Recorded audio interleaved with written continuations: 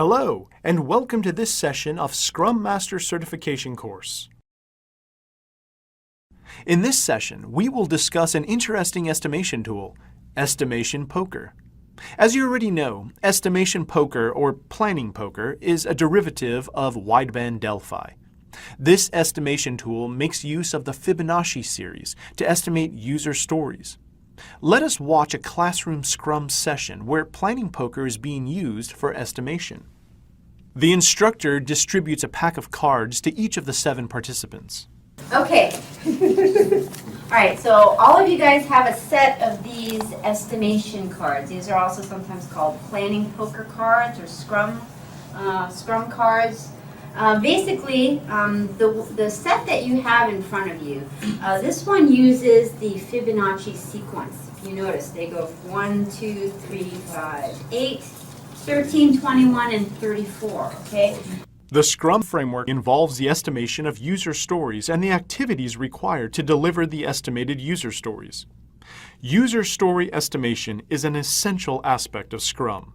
However, the estimations done by individual Scrum team members and the different Scrum teams will have variations due to the complexity of the activities on hand and the time and effort required in accomplishing them. Therefore, a benchmark is required to set the estimation level so that the estimates can be made in relation to the set benchmark. But what usually helps initially in trying to, level set the estimation process is agree on one thing in terms of how much something, a task or whatever, would take, what the estimation number is, and then have everyone kind of agree to that. To understand the concept of planning poker, we will look at the simulated exercise conducted in the classroom. Let's do an exercise here where together we will figure out what do you guys think in terms of animals? What would you consider a very large animal? Elephant? Whale? What do you guys want to say is a big elephant that you all agree with? Well, A whale? A whale is a big animal? Okay, so a whale would be equivalent to like a 34. That make sense? yeah. What would you consider a very small? Ant? Seahorse? What do you guys want to agree as your small animal? Ants. Okay, you're okay with ants. Is everyone good with? All right, so an ant is the number 1. Okay. Okay, now with that in mind, and part of the beauty of how this works with the estimation cards, it's anonymous in terms of the of what your guess is. What that means is you would not want to reveal what your estimate is until everyone is ready to reveal it at the same time. Now the team will estimate the size of an animal in relation to the biggest and the smallest animals that have been predetermined by the team. The animal to be estimated is a horse. Let's see how the estimation is done using planning poker. So given that we've already decided that a whale is a 34 and an ant is a 1, what do you think a horse would be? Now don't show it to anyone yet. Pick out the card that you think for the horse and get it ready. Each member picks a card that he or she thinks is the estimate of the horse in relation to whale or ant. Okay, what do you think a horse would be?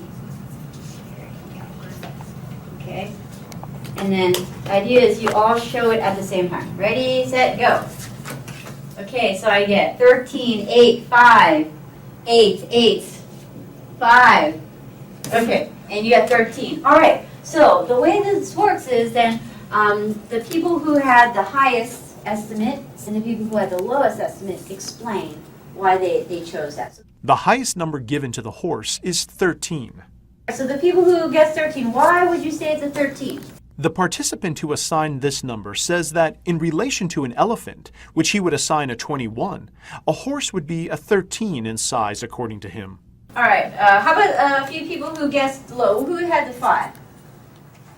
You guys both had 5. Why did you guess a 5? Now the instructor goes back to the person who chose the lowest number. Now the participant with lowest and highest estimates will have to convince each other as to why they assigned their respective numbers. Okay, so the way that this works, you see, you have an opportunity for the folks that guess on the high end, folks who kind of explain why they chose on the low end, really as a means to kind of convince each other So, oh, okay, yeah, you know, if you think about it that way, that makes sense. So then perhaps that would change the minds of the other people on the team, and then you do another round of the estimation.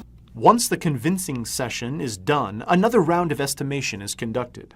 So now that, you know, everyone has kind of explained why they thought it was a 13 or a 5, we'll give another chance to do the estimation. All right, so pick your card. All right. For the same animal? For the same animal as the horse. Each team member re-estimates. What do you guys think? Go ahead and share your cards. So now you see that more people were at the 8, okay? And then you will usually have someone who's still like, no, it's definitely a 5 or a 7. And then again, you do the same process, you explain, you have to convince everyone else why it's a 5. Does that make sense? So similarly, if you're doing like a task on a project, and everyone on the team gives an estimate for that task. In Scrum, there is no subject matter expert deciding on estimates. Every team member contributes to the estimation process. So everyone gets an opportunity to estimate what they think, and then give an opportunity for the team members to convince each other why it's should be bigger or smaller. In a lot of cases, you'll find, oh yeah, I didn't think that we also had to do that that task with the server or the. Planning poker helps the team members to reach consensus on the estimates related to the user stories and activities on hand. This tool facilitates independent thinking by participants, and thus avoiding the phenomenon of groupthink. Thank you for watching this video of Scrum Master Certification course.